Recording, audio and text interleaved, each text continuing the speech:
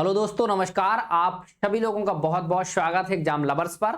मैं हूं राजन महाजन और आप सबके लिए जो केबीएस पीआरटी की वैकेंसी आई हुई है उस केबीएस पीआरटी का जो डिटेल सिलेबस है क्या क्या है, इसमें हम लोग सब्जेक्ट स्पेसिफिक क्या क्या पढ़ेंगे और कंपलसरी जो हमारा है वो क्या क्या पढ़ना है, इसको हम लोग समझेंगे बहुत बढ़िया से, क्योंकि एग्जाम की तैयारी करें। इससे पहले हम लोगों को सिलेबस को डीपली समझना चाहिए, क्योंकि सिलेबस समझ गए तो हम लोग एग्जाम में जो पढ़ना है, कैसे पढ़ें, क्यों पढ़ें और कितना पढ़ें की जो कन्फ्यूजन होती है वो दूर हो जाती है। तो चलिए स्टार्ट कर देते हैं। और सबसे पहले यहां पर हम लोगों को एक चीज समझना है कि जो हमारा केबीएस यानी केंद्रीय विद्यालय संगठन का हमारा यहां पर जो syllabus direct recruitment of PRT के लिए है, इसमें आपका ओवरऑल जो एग्जाम होना है वो 180 मार्क का होना है। याद रखिएगा 180 मार्क का आपका एग्जाम होना है और 180 आपके क्वेश्चन भी होने वाले हैं। यानी पेपर आपका एक न्यू पैटर्न से है और न्यू सिलेबस के साथ है। तो न्यू सिलेबस क्या है, न्यू पैटर्न क्या है, ये सब हम लोग आज वीडियो में समझेंगे। यहां पर हमको ये समझना है कि ये जो चीजें हैं कैसे हम लोग इसको पढ़ें, क्योंकि आपका जो पार्ट है इसमें 4 पार्ट दिए गए हैं। याद रखिएगा, एक नहीं, 2 नहीं, पूरे के पूरे 4 पार्ट हैं और 3 पार्ट आपके कंपलसरी हैं और जो चौथा पार्ट है वो भी मैं बताऊंगा, वो आपका सब्जेक्ट स्पेसिफिक है। तो आपकी प्रोफिशिएंसी इन लैंग्वेजेस यानी भाषा में निपुणता आपकी होनी चाहिए और ये क्वेश्चन आपके 20 आना है, 20 मार्क। यहां पर आपका ऑलरेडी लिखा हुआ है 20 मार्क। और इसमें ए बना दिया है जनरल इंग्लिश और बी बना दिया है जनरल हिंदी, यानी हिंदी और इंग्लिश आपकी दोनों भाषाएं इसमें आना है। इसमें उसका कंप्रिहेंशन यानी एक ठो आएगा आपका गद्यांश पद्यांश और साथ ही साथ उसकी रिलेटेड कुछ वर्ड पावर और ग्रामर की यूजेज। ऐसे ही आपके हिंदी में भी आना है पठन कौशल, शब्द सामर्थ्य, व्याकरण और उससे संबंधित बहुत सारी इंप्लीमेंटेशन। यानी ये चीजें आपकी हिंदी और इंग्लिश आप समझिए, ये तो कंपलसरी है। अभी आपका जब सब्जेक्ट आएगा वहां पर भी हिंदी इंग्लिश आप पढ़ेंगे। ये बहुत महत्वपूर्ण है आपकी लैंग्वेज केबीएस के एग्जाम निकालने के लिए। यदि लैंग्वेज पर आपकी बहुत अच्छी पकड़ है तो मान लीजिए कि आप क्या करेंगे, एग्जाम में बहुत बेहतर मार्क करेंगे। दूसरा हमारा पार्ट है जर्नल अवेयरनेस, रीजनिंग और प्रोफिशिएंसी इन कंप्यूटर, यानी तीनों चीजों में जर्नल अवेयरनेस और करंट अफेयर्स ही आपका 10 नंबर का आना है, जो कि 2018 में आपकी जब वैकेंसी हुई थी तो उसमें कम से कम 30 क्वेश्चन आपके जीके, जीएस और करंट अफेयर्स से थे। इसमें रीजनिंग भी आपकी आएगी 5 क्वेश्चन के साथ और कंप्यूटर लिटरेसी ये भी 5 क्वेश्चन के साथ आएगी, यानी 5, 5, 10 और 10, यानी 20 नंबर का आपका जीए जनरल अवेयरनेस होने वाला है, जिसमें रीजनिंग, करंट अफेयर्स और कंप्यूटर लिटरेसी आपकी होगी। यहां पर देखिए 20 मार्क लिखे हुए हैं, 20 क्वेश्चन आएंगे। पार्ट आपका तीसरा जो देखेंगे ये आपका पूरा का पूरा perspectives on education and leadership, 60 question का है आपका, यानी सीडीपी आपकी जो 60 क्वेश्चन की इसमें मिलने वाली है आपको कंपलसरी में। देखिए कंपलसरी में आपकी सीडीपी 60 क्वेश्चन की मिलेगी। यहां पर 60 क्वेश्चन का पूरा आपका सिलेबस है, इसको मैं दिखाऊंगा आपको।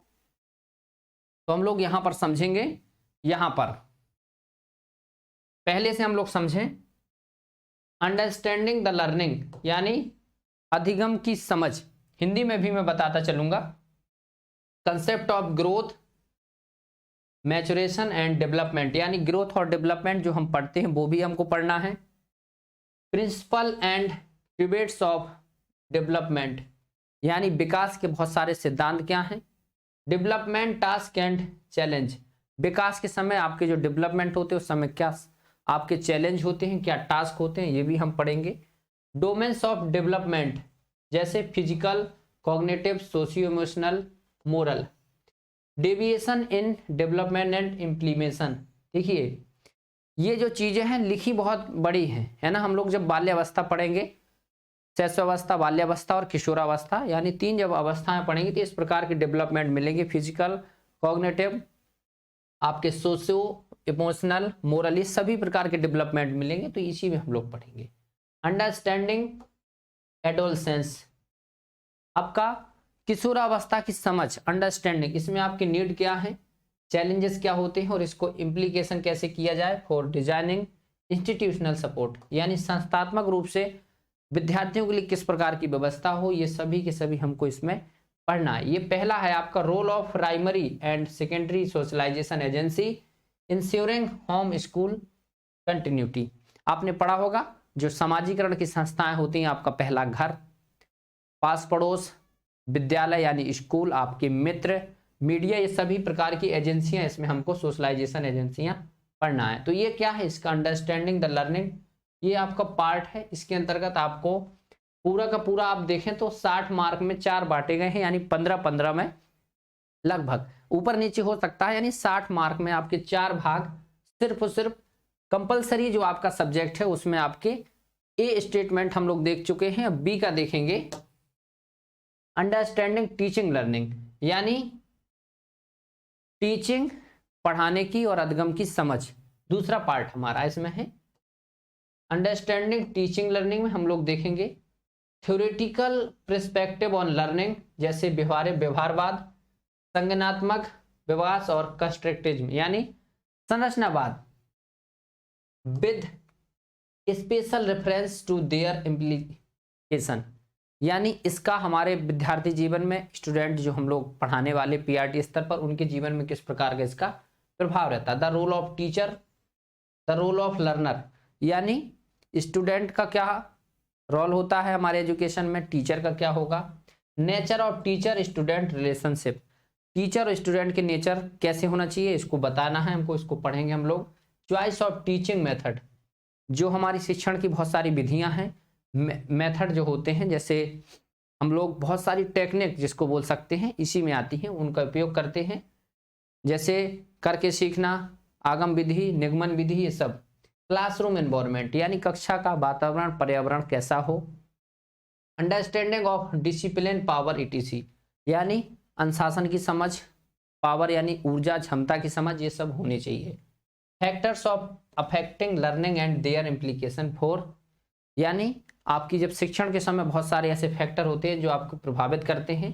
Designing classroom instruction, planning student activities and creating learning space in school, ये सब चीजें आपको पढ़ना है।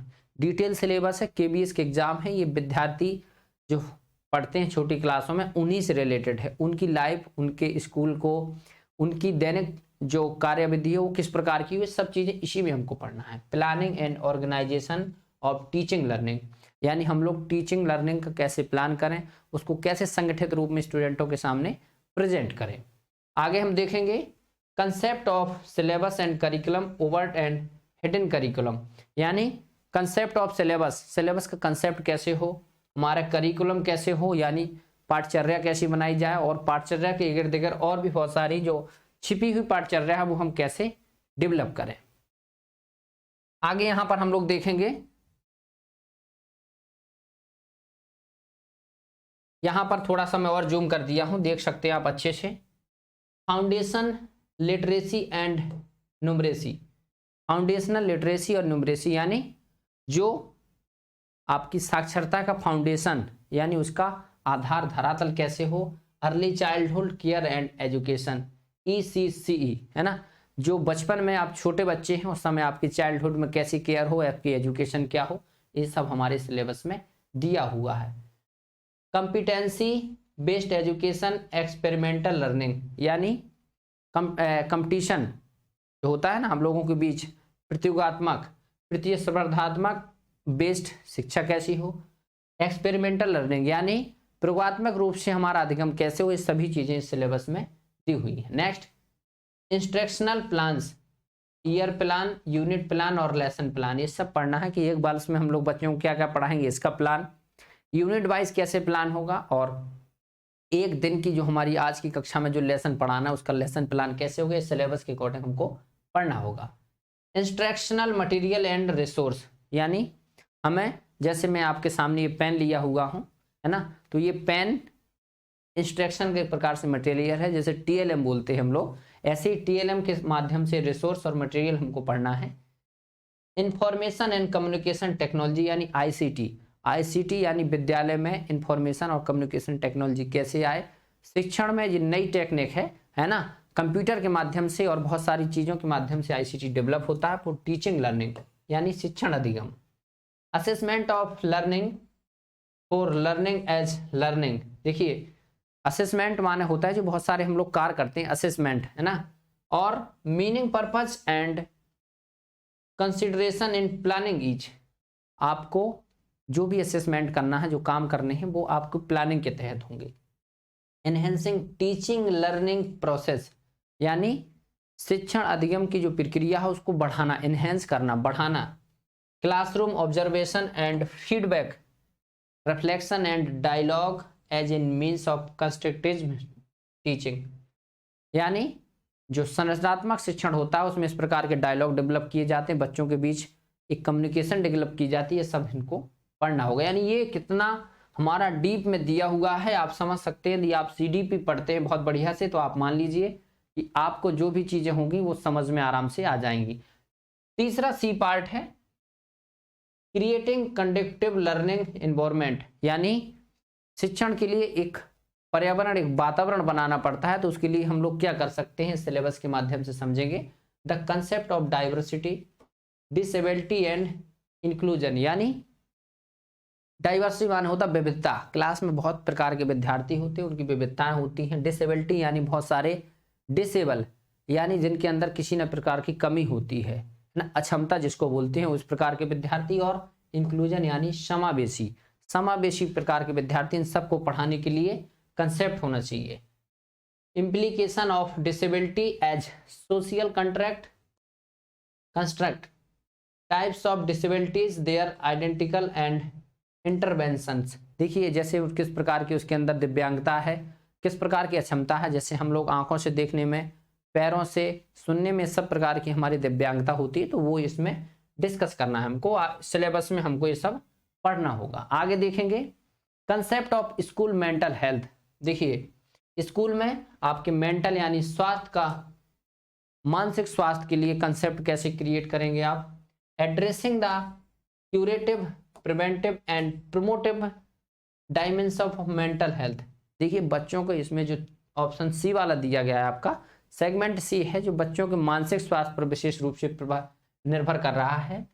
All student and staff provisioning for guidance and counselling, यानी दिमागी रूप से बच्चे, कुछ लोग डिस्टर्ब हो जाते हैं, उनको दिमागी रूप से कुछ समस्याएं होती है, तो उसके लिए हमारा स्टाफ क्या काउंसलिंग करेगा, क्या गाइडेंस देगा, ये सब हम लोग इसको सिलेबस के माध्यम से कवर करेंगे। Developing school and community as a learning source resource, यानी जो विद्यालय में संस्थान है, स्कूल एंड कम्युनिटी यानी विद्यालय और समुदाय दोनों मिलकर के क्या करेंगे, विद्यार्थी के लिए लर्निंग रिसोर्स बनाएं, एज ए लर्निंग संसाधन, शिक्षण का अधिगम का संसाधन डेवलप करेंगे। कौन, स्कूल और कम्युनिटी। तो ये हमको क्या सिलेबस में पढ़ना है। आगे हमारा सिलेबस बताएगा ये डी में सेगमेंट हमारा क्या बोलता है, स्कूल ऑर्गेनाइजेशन एंड लीडरशिप। समझिए स्कूल संबंधी जो ऑर्गेनाइजेशन है और उसका नेतृत्व है, ये सब बताना है आपको। तो ये पूरा का पूरा आपका जो है, पूरा का डी ऑप्शन यहाँ पर देखें तो विद्यालय की क्या, community, industry and other neighbouring, यानी स्कूल के जो इन्वायरमेंट को डेवलप करने के लिए बहुत सारे ऑर्गेनाइजेशन, बहुत सारे लीडरशिप होती है। जैसे विद्यालय के संगठन होते हैं, विद्यालय के अंतर्गत टीचर पेरेंट्स मीटिंग होती है, टीचर पेरेंट्स एक कम्युनिटी बनती है, तो वो सब इसमें हम लोग डिस्कस करेंगे। आगे हमारा ई वाला देखें हम, पर्सपेक्टिव इन एजुकेशन। ये बहुत बेसिक रूप से आपको पढ़ना होगा, एक एक पॉइंट इसका समझना होगा, ये बहुत महत्वपूर्ण है। पर्सपेक्टिव्स इन एजुकेशन में क्या देखेंगे, role of school in achieving aims of education, यानी स्कूल का क्या रोल होना चाहिए, आपकी जो शिक्षण में आपका अधिगम जो आप कर रहे हैं उसमें अचीव करने में स्कूल का क्या रोल होना चाहिए। न्यू एजुकेशन पॉलिसी NEP, ये बहुत अच्छे से पढ़ना है आपको। अर्ली चाइल्डहुड केयर यानी ECC एंड एजुकेशन, है ना। The foundation of learning, fundamental literacy and numeracy, जो पहले हम लोग पढ़ चुके वही, यानी ECC, NEP और भी बहुत सारे जो एजुकेशन संबंधी हमारी बहुत सारी समितियां, आयोग आए, इन सब के बारे में हमको इसमें पढ़ना होगा। Guiding principle of child right, protecting and provision of their right of children to safe and secure school environment. बहुत सारे विद्यार्थी होते हैं, उनके स्कूल के सेफ और सिक्योर एनवायरनमेंट के लिए उनको राइट बताने होंगे, क्या राइट हैं, और साथ ही साथ जो विद्यालयों में निःशुल्क और निर्बाध शिक्षा का अधिकार ये सब दिए गए हैं, उसके लिए बच्चों को अवगत कराना। Right of children to free and compulsory education, यानी राइट टू एजुकेशन हमको पढ़ना है। Article 21A 86 amendment, fundamental duties, ये सब ही इसमें आपको पढ़ने होंगे। 2009 यहाँ पर एक्ट दिया भी गया है। Historically studying the national policies in education with special reference to school education, यानी historical studying the national policies, जैसे इससे पहले हमारी राजीव गांधी सरकार में बनी थी और उससे पहले भी बहुत सारी कोठारी बनी, फिर इसके बाद 1991 में बनी, जितनी भी समितियां बनी, तो उन सब के बारे में इसमें हमको पढ़ना होगा। स्कूल करिकुलम प्रिंसिपल्स, जैसे perspective, learning and knowledge, curricular areas, school states, pedagogy and assessment, यानी अब फाइनली हम लोग पूरा पेडागोजी का जो 5 दिए गए थे, आपके 5 भाग दिए गए थे, जिसमें 60 क्वेश्चन आना है इसके अंतर्गत, पूरा का पूरा पेडागोजी, स्कूल की करिकुलम क्या होगा, टीचर पेरेंट्स ऑर्गेनाइजेशन क्या होंगे, एनईपी क्या है, पुरानी समितियां क्या बनी, डिटेल पढ़ना है पूरा, जैसे हम लोग टेट सीटेट में पढ़ते हैं, इससे भी बहुत ज़्यादा ब्रॉड होगा, डिटेल पढ़ना होगा हमको, क्योंकि इसमें किसी भी प्रकार के ऐसे सिद्धांत डायरेक्ट नहीं दिए गए हैं कि कोलबर्ग का सिद्धांत, पियाजी का सिद्धांत, vygotsky का सिद्धांत, है ना, तो ये सब चीज़ें नहीं पढ़ना है। स्किनर, थर्नडाइक, पावलो पढ़ना सब है, लेकिन डायरेक्ट रूप से नहीं, हमारे एजुकेशन में इसका इम्प्लीकेशन कैसे होता है इसको पढ़ना है। आगे हम लोग देखें तो यहाँ पर दिया गया है पार्ट 4, जो कि सब्जेक्ट स्पेसिफिक सिलेबस है आपका, इसको भी मैं बताऊंगा सब्जेक्ट स्पेसिफिक। देखिए यहाँ तक हम लोग पढ़ चुके हैं 3 पार्ट। 3 पार्ट कौन कौन से? पहला हमारा लैंग्वेज वाला, पहला लैंग्वेज वाला जिसमें 20, और इसके बाद फिर लैंग्वेज के बाद हम लोगों ने क्या पढ़ा, लैंग्वेज के बाद हम लोगों ने पढ़ा यहां पर जीके, जीएस और सीए, साथ ही साथ कंप्यूटर, तो ये आपका 20 नंबर का, ये भी 20 नंबर का। अब आपका जो सीडीपी था वो 60 नंबर का, तो ओवरऑल हम लोग 60, 40, 100 पढ़ चुके हैं, 100 क्वेश्चन और 100 मार्क का हम लोग ये पढ़ चुके हैं सिलेबस। अब हमारा जो कंपलसरी था हम पढ़ चुके हैं, सब्जेक्ट स्पेसिफिक पढ़ना है, जो कि 80 क्वेश्चन और 80 मार्क का है। इसको आपको देखना होगा क्योंकि ये सब्जेक्ट है, ये कंपलसरी है सबके लिए, और ये वाला भी सबके लिए कंपलसरी होगा, है ना। तो हम लोग पार्ट 4 को देखते हैं। अभी हम लोगों ने 3 तक देख लिया क्या क्या पढ़ना है हमको, थोड़ा सा नीचे खिसका लेते हैं और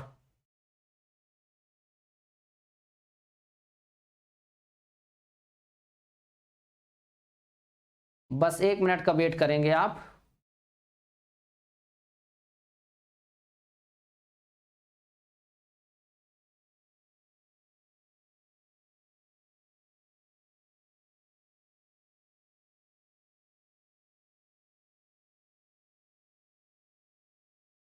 आ गया आपका, देखिए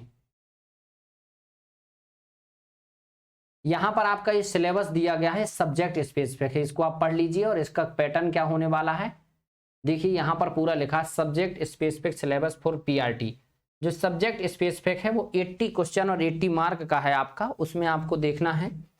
ये भी डायरेक्ट रिक्रूटमेंट है पूरा आपका, उसी का सिलेबस है सब्जेक्ट स्पेसिफिक सिलेबस, जिसमें आपको लिखा है subject specific syllabus includes the concept of NCERT और सीबीएसई, यानी जितने भी कंसेप्ट होंगे एनसीईआरटी और सीबीएसई होंगे आपके इसमें सिलेबस, और टेक्स्ट बुक जो होंगी class 1 to 4th, sorry 1 to 5th, जो हमारी सीबीएसई एनसीईआरटी की बुक्स चलती हैं कक्षा 1 से लेकर 5 तक की जो भी क्लासेस होंगी उसी के अंदर आ गया as indicated under respective subject headings, यानी सब्जेक्ट की जितनी भी हेडिंग दी गई हैं उन्हीं के अंदर रिस्पेक्टिव रूप से इसको बताया गया है क्या क्या इसका सिलेबस है। इसमें हम लोग नीचे देखेंगे, लेकिन इसमें स्तर की बात की गई। However the question will be testing the depth of understanding, यानी आपकी समझ कितनी गहराई तक आपकी समझ है, and application of this concept are at the level of senior secondary up to class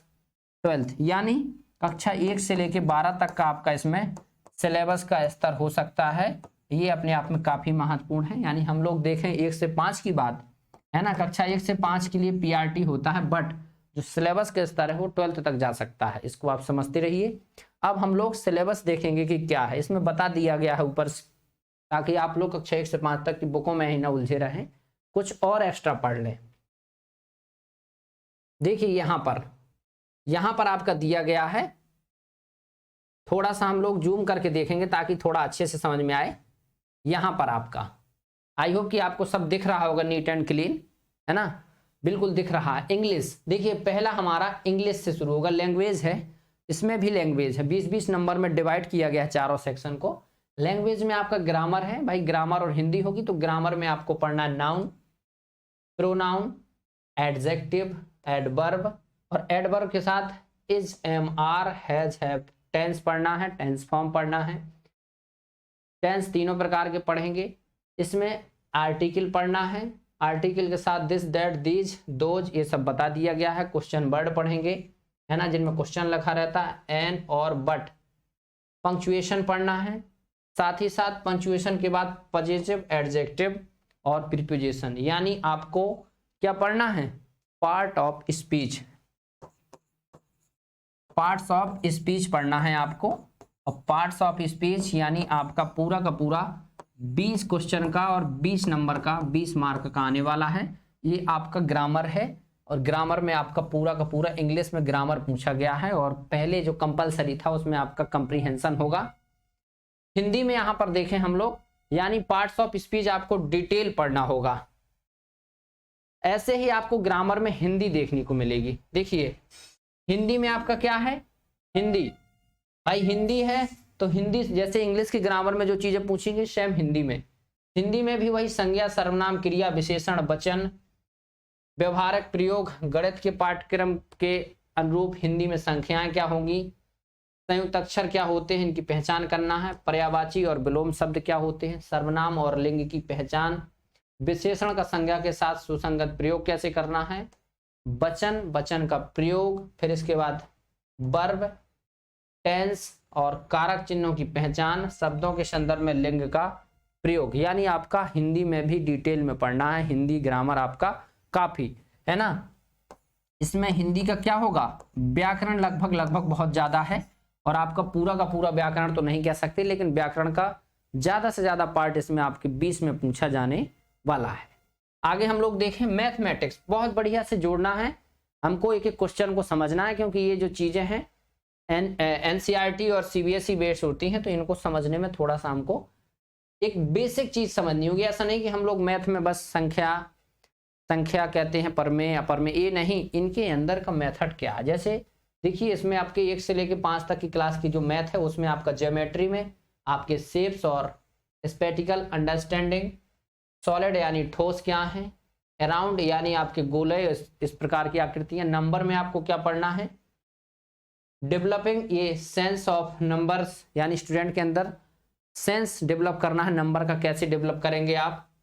counting and operations of numbers, यानी ऑपरेशन का मतलब ये नहीं कि चीर फाड़ करना है, ऑपरेशन यानी समझने की प्रक्रिया, ऑपरेट करना, क्रियान्वित करना, कैसे हम लोग याद करें, कैसे उनके बारे में उनकी गणना करें। एडिशन एंड सब्ट्रैक्शन, देखिए बहुत छोटा सा टॉपिक है, जोड़ना और घटाना, लेकिन जब आप पेपर देखेंगे ना तो उस समय आपकी हवा एकदम टाइट हो जाएगी। मल्टीप्लिकेशन यानी आपका गुणा, डिवीजन यानी भाग, मेंटल अर्थमेटिक यानी दिमागी गणित, कि दिमाग से कैसे हम जल्दी से जल्दी हल कर लें, बिना पेपर पेन चलाए दिमागी रूप से कैसे हल करें गणित को, इसको बोलते हैं mental health arithmetic, sorry mental health नहीं, मेंटल अर्थमेटिक। फ्रैक्शनल नंबर्स, यानी फ्रैक्शनल मतलब क्या होता है, जैसे भिन्न, है ना, भिन्नात्मक संख्याएं। मनी यानी धन, पैसे के बारे में, कैसे पैसे, सिक्के, रुपए क्या होते हैं, मनी क्या है। मेजरमेंट यानी मापन कैसे करेंगे, किलो, ग्राम, डेकाग्राम, हेक्टा। लेंथ लंबाई, वेट यानी वजन, कैपेसिटी यानी क्षमता, जिसको वॉल्यूम यानी आयतन में देखेंगे। और यहां पर टाइम यानी समय, डाटा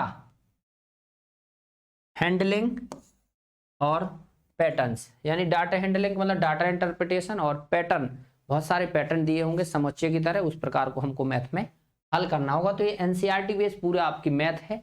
अभी मैं ये भी बताऊंगा कि ये सब चीजें मिलेंगी कहाँ आपको। और चलिए अंत में पूरी खुशी की लहर यहाँ बढ़ जाती है लोगों में, जो लोग सीटेट क्वालिफाई हैं, प्राइमरी और जूनियर, बेसिकली तो इसमें प्राइमरी चाहिए, तो इसमें सीटेट का जो पूरा का पूरा सिलेबस है प्राइमरी का, है ना, वो सबके लिए है। यहाँ पर ईबीएस इन्वायरमेंटल स्टडीज यानी ईबीएस का कक्षा 1 से 5 तक का जो सिलेबस दिया गया है इसमें वो एज इट इज, देखिए फैमिली दिया गया है आपका और फ्रेंड्स, ये हम पढ़ चुके हैं। फूड भी मैंने आपको पढ़ाया है और आज की क्लास में हम लोग शेल्टर भी पढ़ चुके हैं। यहाँ पर हम लोगों को वाटर यानी जल, ट्रेवल यानी यात्रा, things we can make and do, देखिए ये 6 हैं, 6 टॉपिक हैं इसमें आपके, कितने 6 टॉपिक हो। इसी के अंतर्गत कुछ थीम है, 4th है ना, सब थीम जिसको बोलते हैं, तो सब थीम और टॉपिक मिला लिया जाए तो ओवरऑल आपको 10 टॉपिक पढ़ने होंगे कम से कम बस। लेकिन इसमें 10 टॉपिक आपके बहुत तगड़े होंगे, 20 क्वेश्चन और 20 मार्क के, आपका ईबीएस बहुत अच्छे से हो जाएगा।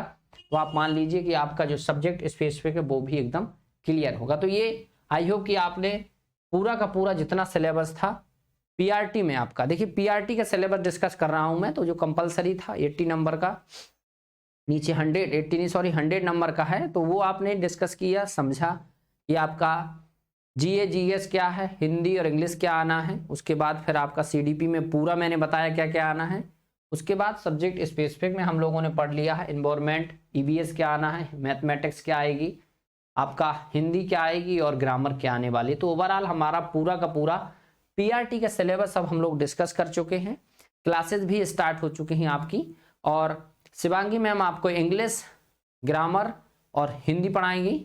इंग्लिश ग्रामर मतलब और हिंदी दोनों चीज़ें आपको पढ़ाने वाली हैं, और मैं आपको सीडीपी और ईबीएस पढ़ाऊंगा। आप याद रखिएगा, धीरे धीरे हमारा एक कोई ऐसा बैच नहीं है जो फ्री ऑफ कॉस्ट हम बैच दे रहे हो, हमारा बैच नहीं होगा, लेकिन एक फ्री बैच की तरह है। इसमें हम लोग डेली कोई ना कोई क्लास लेके आएंगे आपके लिए, ताकि आपकी जो क्लासेस हो प्लेटफॉर्म पर फ्री ऑफ कॉस्ट मिले आपको, उसकी पीडीएफ भी हम देंगे और आप बढ़िया से तैयारी करिए। बढ़िया से वैकेंसी आई हुई है और ये मौका है, सुनहरा मौका है, क्योंकि पीआरटी की वैकेंसी पिछले बार की अपेक्षा इस बार बहुत ज़्यादा है और सिलेबस भी इस बार एकदम वेल डिफाइन है। तो वेल डिफाइन सिलेबस को पढ़ने में उतनी परेशानी नहीं होती है, भले ही टिपिकल हो, लेकिन एग्जाम में हम लोगों को जब पता है क्या क्या आना तो उसके बारे में और डिटेल पढ़ लेंगे। जब पता ही नहीं होगा चाहे जितना पढ़ो समझ ही नहीं आएगा, है ना। तो ये फायदा होने वाला है, और इस फायदे के साथ आपका जो 180 नंबर 180 क्वेश्चन है, इसमें कोई माइनस मार्किंग नहीं है, पॉजिटिव। यहाँ पर जो पॉजिटिव चीज है आपकी वो क्या है, ये है नो नेगेटिव मार्किंग। मेरे हिसाब से ये जो नो नेगेटिव मार्किंग है ये बहुत बढ़िया है उन लोगों के लिए जो लोग तुक्का पे थोड़ा सा विश्वास रखते हैं, है ना। तो नो नेगेटिव मार्किंग है इसमें, ये भी आप जानते रहिए। बहुत सारे स्टूडेंटों की क्वेरी रहती है कि सर 50%, तो भाई साहब उसमें नोटिफिकेशन पूरा आया है। एक बार आप लोग थोड़ा सा अपना दिमाग खर्च करके नोटिफिकेशन पढ़ लीजिए। पूरा नोटिफिकेशन जब आप पढ़ लेंगे तो आपको कोई भी ऐसा डाउट नहीं रहेगा कि हम लोग क्या करें। 50% हर एक एग्जाम में आपको लगता है।